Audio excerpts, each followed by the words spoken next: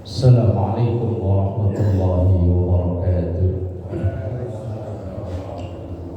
Ya Rabbi bil Mustafa balligh maqasidana waghfir lana ma madha ya wasi'al karami.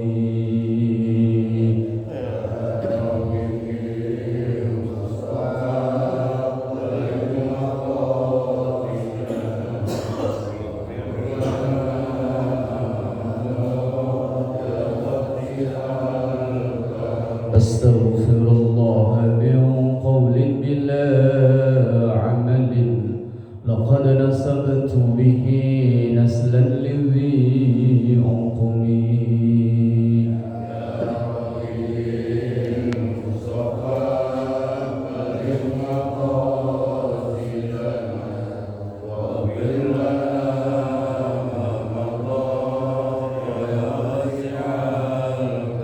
دعا إلى الله فالمستمسكون به مستمسكون بحبل غير منفصم.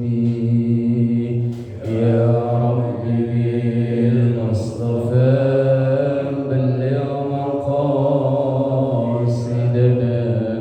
واغفر لنا ما مضى يا واسع اللهم صل وسلم وبارك عليه وعلى آله وأصحابه.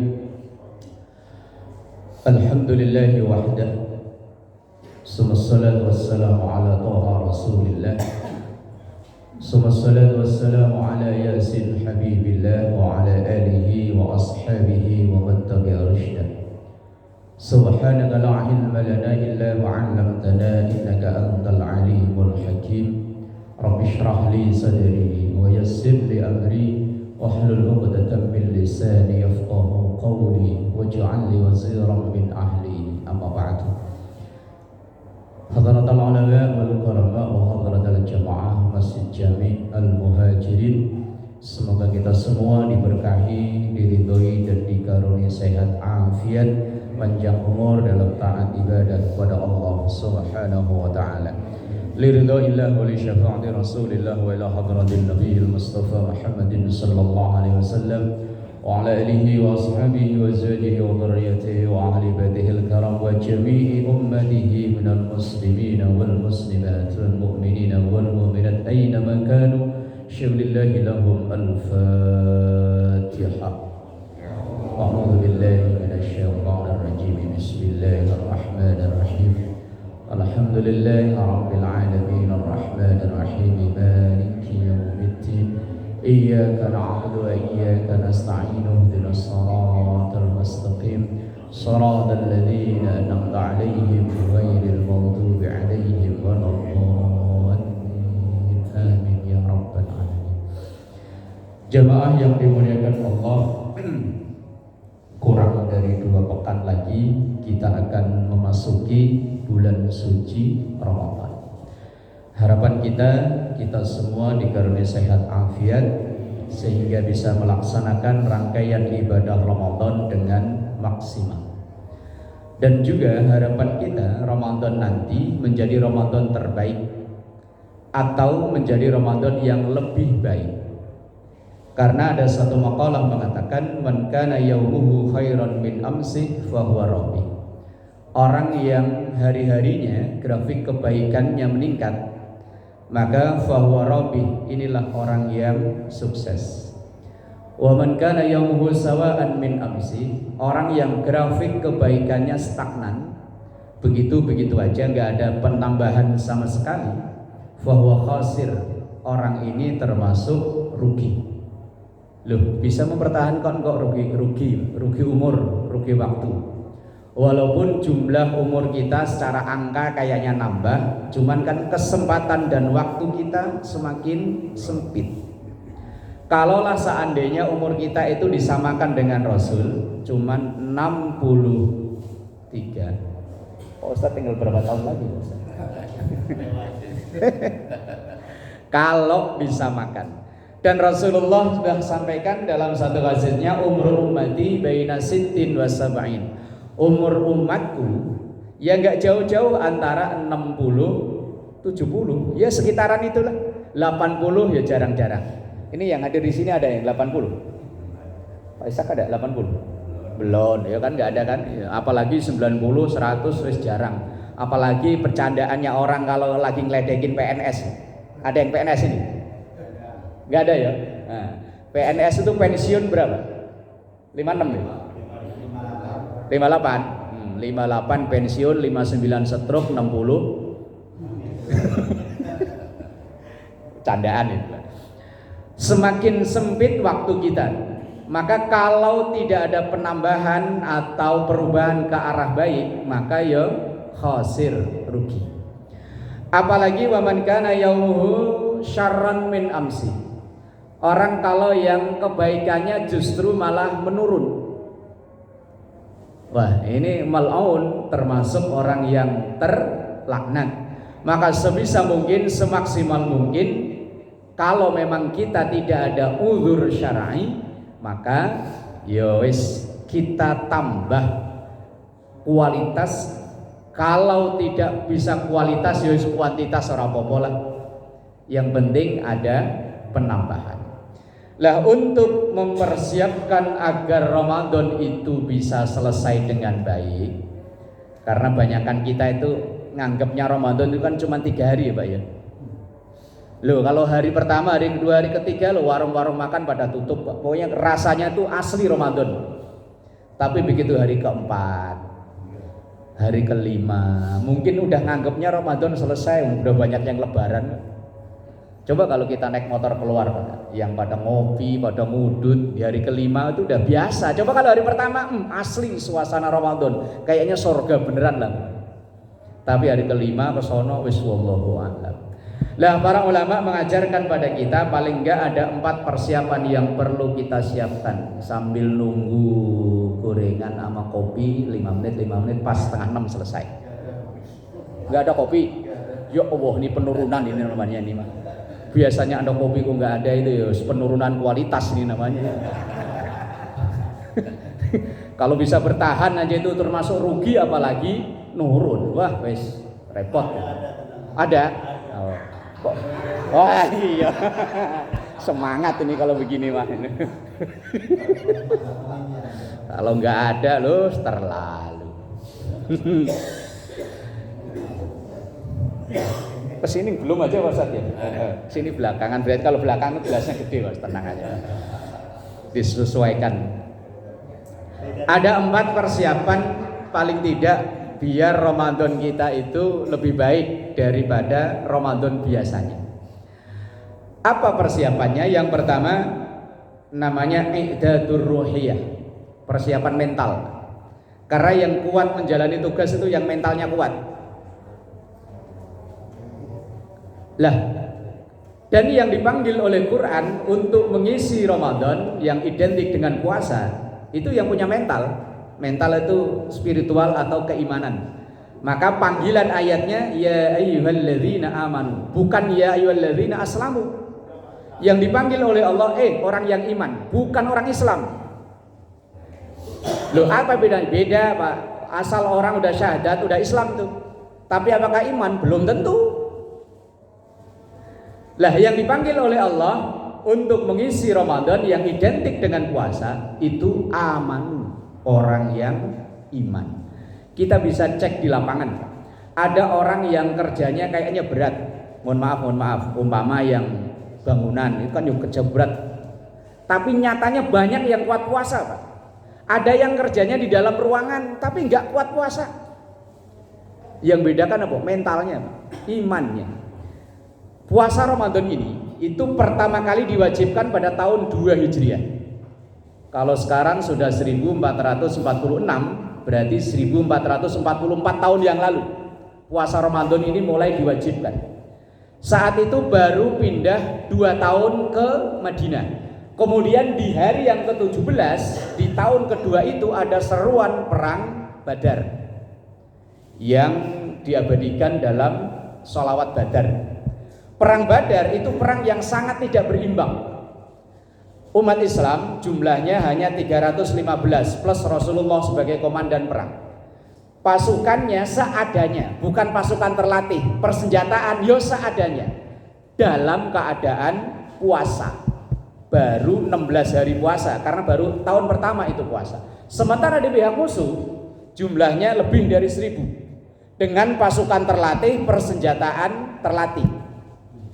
Seandainya Pak, seandainya kita hidup di zaman itu menjadi sahabat Nabi, ketika Nabi mengumumkan besok perang, kira-kira kita ikut atau absen?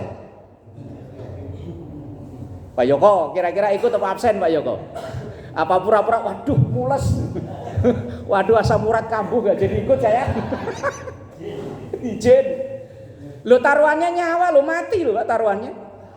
Baru 16 hari puasa, terus turun perintah perang Badar, kondisi Jazirah Arab panasnya kayak gitu. Loh, kira-kira kalau seandainya kita hidup di zaman itu, yakin kayaknya kok izin ya? Iya Pak Ustadz ya, izin Pak Ustadz ya.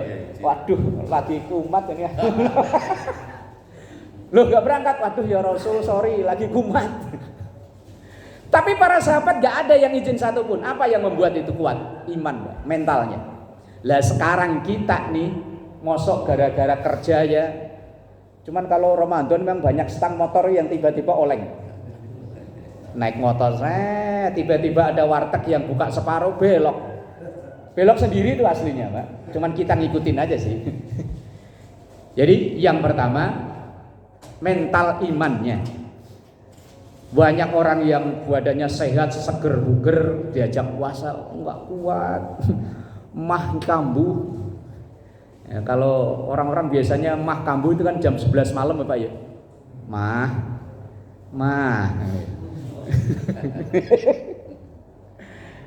Pertama, yang perlu dibangun adalah keyakinan dan keimanannya. Yang kedua, i'dadul ilmiyah, persiapan keilmuan. Semua ibadah yang kita lakukan butuh ilmu. Semangat saja nggak cukup. Karena kalau hanya seseorang itu semangatnya ibadah ada, bagus Pak. Tapi kalau hanya semangat saja tanpa didasari dengan ilmu yang cukup, bahaya Pak. Apalagi ibadah yang bersinggungan dengan orang banyak. Kalau ibadah sendirian nggak masalah, resiko tanggung sendiri. Karena ada makalah dalam kitab Ta'limul Muta'allim, itu bunyinya begini. Fasadun kabirun alimun mutahattiku wa akbaru minhu jahilun mutanassiku. Bahaya besar orang berilmu yang tidak mengamalkan ilmunya. Tapi wa akbaru minhu, lebih bahaya lagi, jahilun, orang yang jahil. Jahil itu orang yang enggak ada ilmunya. Mutanasiku, walaupun dia rajin ibadah. Tadi saya katakan ibadah yang bersinggungan dengan orang banyak, kalau enggak dilandasi dengan ilmu yang cukup, bukan pahala tambahan yang didapat, justru malah bisa kebalikannya. Contoh, ibadah yang bersinggungan dengan banyak, ini kan sholat jamaah Pak ya, yang sehari-hari kita lakukan ya. Imam Al-Ghazali dalam kitabnya Bidayatul Hidayah, kemudian disyarah oleh Imam Nawawi Banten, nama kitabnya Maraqiyul Ubudiyah. Di situ ada satu bab yang membahas namanya Adabul Imamah wal Qudwah. Adab etika seorang imam dan makmum. Tapi yang paling disoroti imamnya. Kalau makmum masih apa aja bisa. Lah kalau imam kan nggak sembarangan. Rasulullah itu pernah apa kalau bahasa kita ya ngomelin seorang sahabat namanya Mu'ad bin Jabal. Karena Mu'ad bin Jabal ini diutus untuk jadi imam di Masjid Quba. Masjid Quba itu masjid yang pertama kali dibangun oleh Rasul ketika baru pindah ke Madinah. Belum ada kopinya, tisunya udah ada.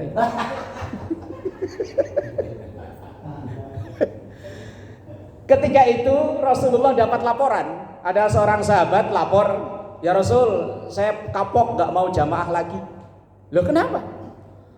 Orang yang jenengan utus ngimami di Kuba nggak tahu diri ya Rasul. Lah kenapa? Sholatnya lama banget. Kemudian yang imamin siapa di sana? Itu yang sampean rusuh. Oh, itu si Mu'ad. Mu'ad dipanggil, Pak. Diomelin. Rasulullah tuh nggak pernah ngomelin orang yang sholat kecepatan, tapi ngomelin orang yang ngimami kelamaan. Akhirnya Mu'ad, siap ya Rasul. Kalau bahasa kita ya siap salah ya Rasul, siap salah. Ini kadang ada mentang-mentang imam, waduh. Kalau sholat sendiri mah kalkul mulu, giliran ngimami rakaat pertama idza waqa'atil waqi'ah. Giliran di tengah-tengah bingung ganti surat. Kok bingung kok ya rukuk. Lah kalau makmumnya itu tentara, Pak, fisiknya kuat-kuat, sholat 2 jam enggak masalah. Lah kalau Pak Ustaz Kohar, Pak Ustaz. Lah contoh kan yang dekat, masa yang jauh sono. Rasulullah itu yang domelin. Kemudian Imam Ghazali dalam bab itu beliau nulis hadis begini. Idza amma ahadukum falyukhaffif fa inna fihim ad-dhaif as-saghir al-kabir wa dzal hajati. Wa idza shalla wahdah falyutawwil ma syaa. Kalau idza amma ahadukum, kalau kalian jadi imam, fal yukhaffif, ringankan. Berarti wis umumnya masyarakat itu gimana gitu. Wong bentar lama itu kan relatif, Pak ya. Ada yang 5 menit itu bilangnya lama, ada yang 5 menit itu bilangnya cepet. Wong saya pernah ngetes 2 malam berturut-turut diprotes pengurus masjid. Ngimami tarawih. Malam ini saya ngimami dengan bacaan surat yang sama, cuman pengurus masjid baru dapat 1 salam, langsung pengurusnya itu Noel saya, Pak Ustadz, kecepatan, dikurangi gasnya. Oke. Nah, besoknya pindah lain masjid, Pak. Sama dapat dapat 1 salam, saya ditolak lagi, Pak Ustadz, kurang cepet. 2 masjid, yang satu kecepatan, yang satu kurang cepet. Padahal yang saya baca sama. Tarawih, Pak. Tarawihnya aja sama jumlahnya.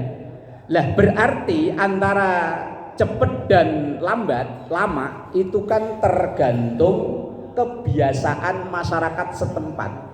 Kalau umpama masyarakat Al-Muhajirin ini biasanya kok umpama tarawihnya jam berapa kelar biasanya?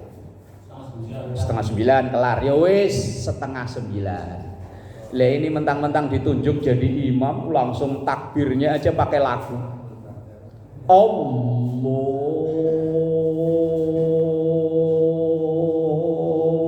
Akbar. Yang di pikiran Bapak kira-kira apa, Pak?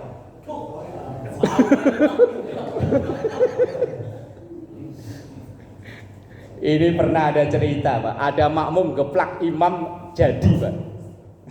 Tapi moga-moga di sini enggak, Pak. Sholat subuh kan cuma 2 rakaat, Pak ya. Cuman karena imamnya ini baru turun gunung, ibarat pendekar mah baru turun gunung, Pak.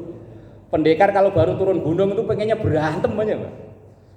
Lah karena apalannya banyak, rakaat pertama baca Ar-Rahman. Ar-Rahman itu kan fabi ayyi ala'i rabbikuma tukadziban, kan banyak, Pak. Ayatnya ada yang sampai diulang 2 kali, 3 kali. Rakaat kedua idza waqa'atil waqi'ah. Udah makmum di belakang udah ngegerendeng enggak karuan. Begitu assalamualaikum astagfirullahaladzim, imamnya kan langsung imamnya ngumumin, mohon pada jamaah kita sholatnya kita ulang ya. Lah kenapa? Saya tadi lupa belum wudu. Makmum yang di belakangnya kesel, Pak Sajadah langsung, tadi udah capek-capek malah ngulang sholat belum wudu lagi. Kirain mah biasanya itu dari rumah udah wudu, kebetulan airnya di rumah mati, dia jagain malah wudu di masjid, malah lupa langsung masuk ngimami, lupa belum wudu, udah sholatnya lama belum wudu, digeplak. Nah, kenapa Rasulullah memerintahkan Mu'ad bin Jabal tadi? Ini yang sebelah sini nggak ada kopi ini. Apa susu nanti? Oh ya susu di sini. Beda Pak Ustaz ya, ora apa-apa Ustaz.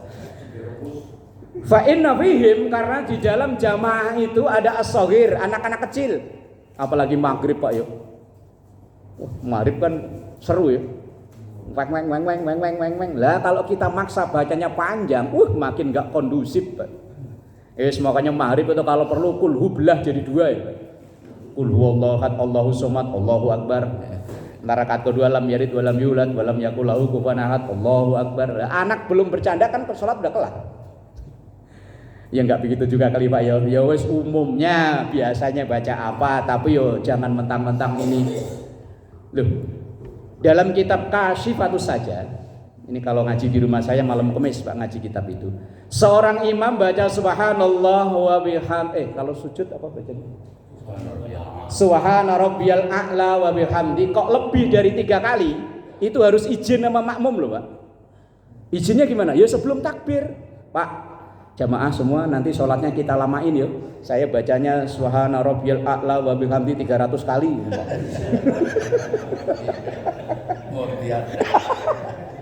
Lah ya kalau karpetnya wangi kan ya enggak apa-apa ya. Begini. Ya kalau yang karpetnya lama enggak divakum.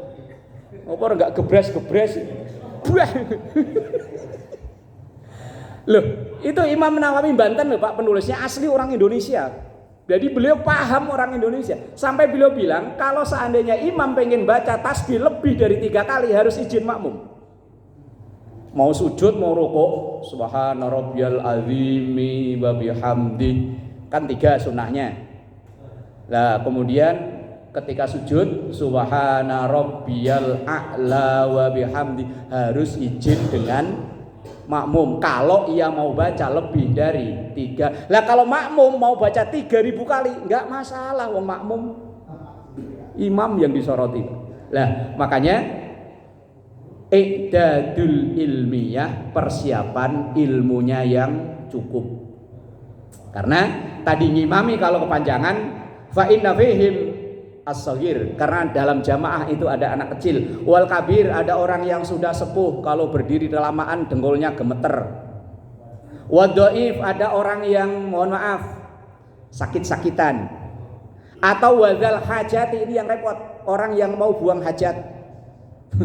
Loh kita sholat Pak udah kadung di depan kok ngempet kebelet, itu bisa keluar keringat segede jagung loh Pak. Pernah ngalami gak Pak? Leo ketawa biasanya pernah ngalami. Udah kita ngempet mau batalin di belakang panjang begitu waladhdallin amin langsung imamnya baca hal ataka hadisul ghasyiyah. Aduh lama. Maka ketika sholat jadi imam fal yukhaffif, ringankan loh. Ini yang ngomong Rasul Pak, gara-gara ada sahabat Mu'ad bin Jabal ngimami kelamaan. Beliau nggak pernah negur yang ngimami cepetan nggak, tapi yang kelamaan ditegur. Lah persiapan yang ketiga i'dadul jasadiyah, persiapan fisik. Apalagi Ramadan, kadang di luar Ramadan kita sehat, begitu Ramadan masuk sakit. Lah fisik kita, kesehatan kita itu kan kadang dipengaruhi pola makan. Ketika Ramadan untuk buka puasa kan yang menduduki ranking pertama kan gorengan Pak ya. Pokoknya klasemen tertinggi itu gorengan Pak. Bolu apa itu sebuah nomor berapa lah. Es sama gorengan. Padahal kita tahu kadang kalau habis makan itu radang, kadang penyakit apa. Cuman kita pokoknya yang seger ini lah. Islam itu menginginkan umatnya umat yang sehat. Karena ada satu hadis Rasulullah sallallahu alaihi wasallam, al-mu'minul qawiyyu khairun minal mu'minid dhaif. Seorang mukmin yang kuat, seorang mukmin yang sehat itu jauh lebih baik daripada mukmin yang sakit. Dan Islam punya 3 prinsip pokok dalam kita mengkonsumsi apapun makanan itu. Pertama, halalan. Kalau halalan itu ukurannya Quran hadis, ini halal apa enggak menurut Quran dan hadis. Yang kedua thayyiban. Thayyiban itu ukurannya diri kita masing-masing Pak. Baik buat saya belum tentu baik buat Bapak. Baik buat Bapak ya belum tentu buat saya. Orang-orang kalau makan gorengan kalau nggak ada cabai nggak enak katanya ya. Kalau saya malah bermasalah kalau makan cabai. Itu toyiban. Toyiban itu masing-masing kita ukurannya beda-beda. Kemudian prinsip yang ketiga, wala tusrifu, jangan berlebihan. Sop iga itu enak Pak ya? Enak kalau seporsi. Coba sepanci Pak. Ora enak. Ora enak udah. Biar enak kayak apa? Itu kalau seporsi. Nasi kebuli kambing, wah enak Pak. Itu kalau seporsi. Senampan suruh makan sendiri ya deyeng-deyeng. Ora kuat. Enak itu kalau menurut kita makanan atau minuman yang tidak berisiko. Air bening enggak berisiko Pak ya. Air bening kan ya, bukan air putih itu Pak. Bukan air putih mah susu. Air bening. Air bening aja itu. Iya kalau segelas, 2 gelas oke lah masih. Lah kalau segalon yo tetap enggak bagus. Maka ya halalan thayyiban wala tusrifu. Yang keempat, udah 5:30, 3 menit lagi. Ini jam yang benar yang ini Pak yang mana sih? Oh ya udahan berarti kalau jam ono. Pokoknya kontraknya sampai 5:30 kok. Yang keempat adalah i'dadul maliyah, persiapan pembiayaan. Ramadan itu biar kayaknya makan cuma 2 kali, sahur sama buka, tapi ternyata biayanya lebih gede daripada biasanya. Memang ya Allah, kalau Ramadan asal jam 4 sore itu sepanjang jalan sampai ke Harapan Mulia sono nantang pengen dibeli Pak ya. Biji salak ya Pak. Kalau sekarang itu atos Pak. Tapi kalau Ramadan empuk. Alhamdulillah akhirnya dapat juga Pak Ustaz. Aduh, yang penting sabar Pak Ustaz. Potong lagi 3 menit. Kopi apa ini? Kopi ya. Pokoknya kopi lah pokoknya. Jadi maksudnya begini loh Pak. Apalagi kita sebagai laki-laki kan penanggung jawab dari pembiayaan itu. Ya kalau memang mendadak tinggal 2 minggu ya nggak bisa. Paling tidak, kita nyisihin sedikit-sedikit untuk persiapan. Jangan sampai ketika Ramadan pusing nyari sabetan. Apa bahasanya? Sabetan ya. Buat tambahan pusing sono kemari. Makanya Pak, asal menjelang Ramadan dan Ramadan itu tingkat kriminal meningkat Pak. Karena memang orang nanti butuh lebaran, biar puasa enggak tapi lebaran pengen. Iya. Kriminal meningkat, kehilangan motor, begal apa itu meningkat menjelang Ramadan dan di bulan Ramadan karena orang tadi untuk nyukupi keinginan. Padahal bukan aslinya, kadang bukan kebutuhan loh Pak. Walaupun yang belanja istri kan kita bisa ikut urun rembuk. Nah istri itu asal keluar rumah kok bawa duit sekiranya kok longgar, apa aja dibeli. Lah iya. Tadi biji salak yang sekarang keras aja kalau Ramadan empuk kok iya, pengen dibeli lah. Padahal kalau enggak Ramadan dibuang-buangin ya. Lah kita yang laki-laki karena mumet mikirin itu, ngelihat kecoa kirain korma. Lo mumet tuh.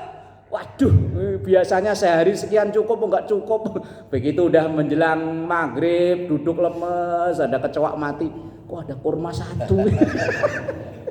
Warnanya mirip Pak, yakin kan ya? Mirip kan ya? Iya. Nah, lihat baconnya seger banget. Ya Allah. Biar Ramadannya maksimal, yang pertama mentalnya Pak yang dibangun. Yang kedua, keilmuannya ditambah. Walaupun kadang majelis taklim kalau Ramadan tutup, sekarang ngaji itu lewat apa aja bisa. Lewat YouTube, lewat apa aja lah, yang penting nambah ilmu. Yang ketiga, kesehatan. Karena ibadahnya orang sehat itu jauh lebih maksimal dari ibadahnya orang yang sakit. Tapi walaupun sakit tetap bisa nabung pahala selama ia bisa menyikapi sakitnya tersebut. Dan yang keempat, persiapan pembiayaan itu tadi diatur, kita sebagai penanggung jawab dalam rumah tangga diatur sedemikian rupa, jangan sampai begitu Ramadan pusing nyari apa tadi sabetan kesono kemari. Akhirnya kalau udah mata gelap itu apa aja jadi halal. Iya kalau omongan orang Jawa Pak, wal kedual, mbuh kodok, mbuh kadal, mbuh guling, mbuh bantal, mbuh sepatu, mbuh sendal, angger kontal dianggap halal. Omongannya wong Jawa Pak. Kalau mata udah gelap Pak, apa aja dianggapnya halal. Tadi kecoa dikirain kurma, mata gelap. Maka mumpung masih, tapi kalau 2 minggu sih sebetulnya kalau masalah keuangan dia persiapannya terlalu mepet Pak ya. Ya untuk Ramadan berikutnya. Kita sebagai seorang suami pinter-pinternya ngatur karena kita sebagai nahkoda, sebagai supir dalam rumah tangga. Semoga ke depan kita menjadi hamba-hamba Allah dalam menjalani ibadah lebih baik. Amin ya rabbal alamin. Lebih 1 menit. Al-Fatihah.